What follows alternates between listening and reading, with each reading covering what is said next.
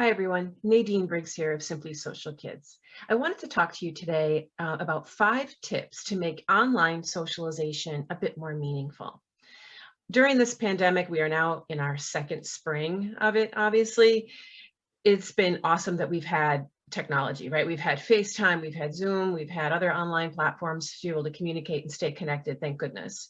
And that's all awesome.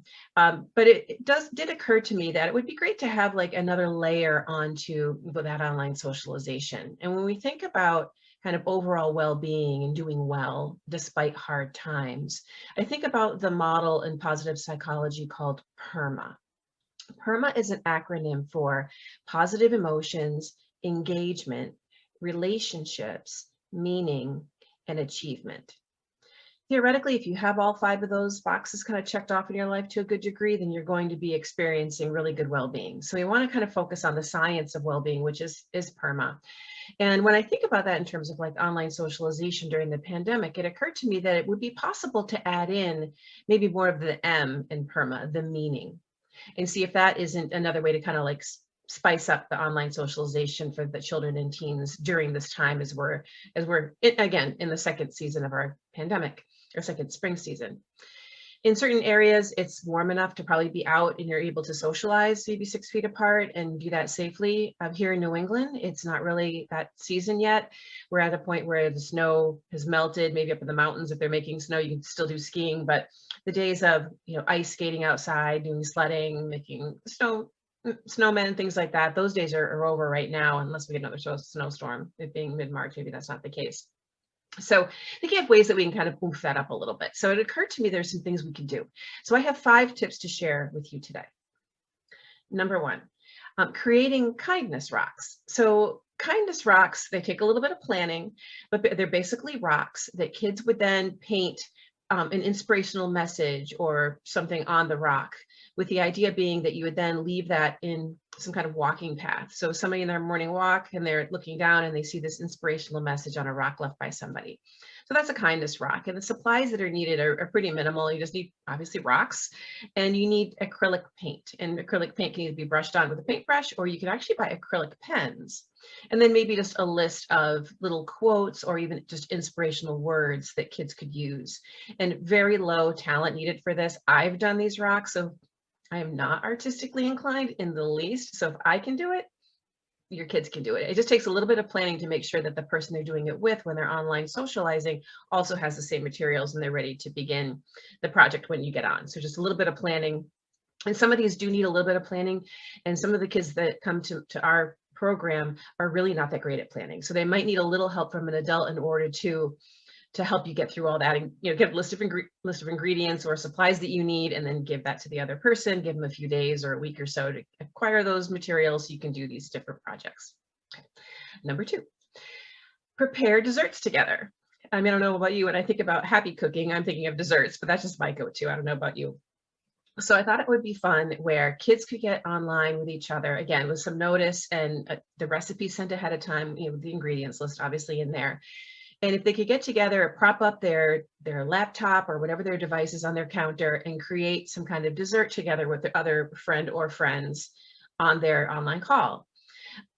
It's probably best if they're able to do this as independently as possible. So depending on the person, you might need to be involved to some degree. You might have some older kids that can do it on their own. Maybe find something that's like either a no bake or really easy. It doesn't need a lot of intervention by an adult in order to make it something really simple.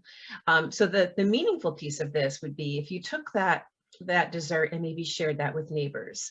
I know that's happened a bit during the pandemic with my friend group, and it's been really kind of fun where you might you're the one giving the treats, just ring the doorbell or text them and say, hey, go look on your porch, I'm about to drop something off, and you leave something that's kind of yummy on their porch. Or if you're the recipient of that, it's pretty cool to have a knock on your door and there's somebody bringing you some brownies or muffins or something. So it's just kind of a fun thing to share the treat with somebody else. So that's the meaningful piece of it.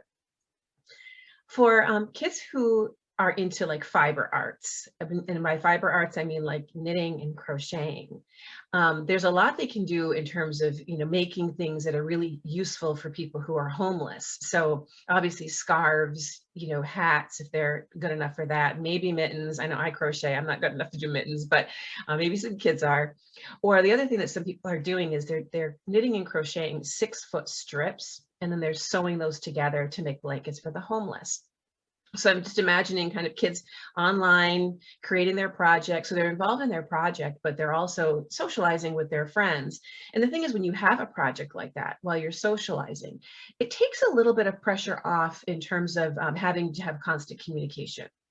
Because conversation for kids, it's going to ebb and flow. And some of our kids who attend our program, they might get a little nervous when there's a lull in the conversation, like, oh, geez, this is getting really super awkward now. And they might get a little nervous about that. But when you're working on something together, you can, first of all, talk about the thing you're doing together. Think about the people that you're going to be making it for, or if you're doing the kindness rocks, think about the person who might be, coming upon the rock and finding it and what their reaction might be, and kind of imagining those things and discussing that gives them a conversation topic. And also, if you're working on a project together, if there's a lull in the conversation, that's okay, because you're working on something else. And so it's all right if there's a lull in that. Okay, number 4. I had the idea that it might be kind of cool for kids or teens, kids and teens, to write letters to people who maybe are in nursing homes. So with this pandemic, it's been over a year. There were nursing homes had closed down because there's obviously that type of a living situation really spreads a virus and all of that. So the people in nursing homes have not been able to see their families. And I know my own mom, she's 90, she's in a nursing home in upstate New York, and we haven't seen her in over a year. And so I thought it might be a cool thing if we had kids write letters, if you draw pictures to people who are in nursing homes so that they feel good about reaching out to somebody who's really completely shut in. I mean, they have their staff and other people in the home, but they're really not able to see their families. And kind of have somebody from the outside reaching in and maybe asking about them or telling stories or writing poems. And if you're so inclined to share your address with that person, maybe even a pen pal relationship could start.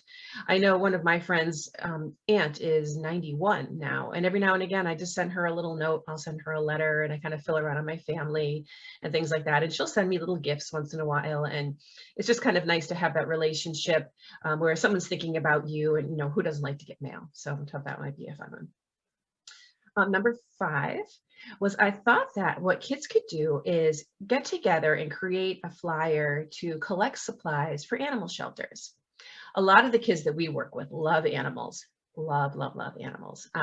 And so helping out animals in an animal shelter would certainly give them the feel goods. And this project would involve them creating a flyer after they actually contact the animal shelter and find out what kind of supplies could you use right now.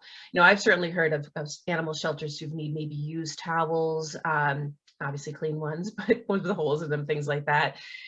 Blankets, maybe some kibble with different things that they would need in terms of food. So I would contact the animal shelter, find out what supplies they really need. Then the kids can work together to create a flyer and then drop it into their neighborhood or another well-populated neighborhood with a date and a time range when they will pick up the supplies. And they can put them in a bag and leave them by the road, maybe put a label on it, animal shelter, or leave on their front step. So it's a contactless pickup to collect these things, kind of throw them all in the car and have obviously the kids in different cars to keep them separate from each other, and then drop them off at the animal shelter. And that might be a nice way for them just to kind of bond over this thing and spend some time, again, mostly in the flyer creations where they're socializing, but then they can also just chat about how much they might be helping the animals, and even go online to research animals together, maybe learn something new about animals that they hadn't learned before. It's just kind of another part of that activity.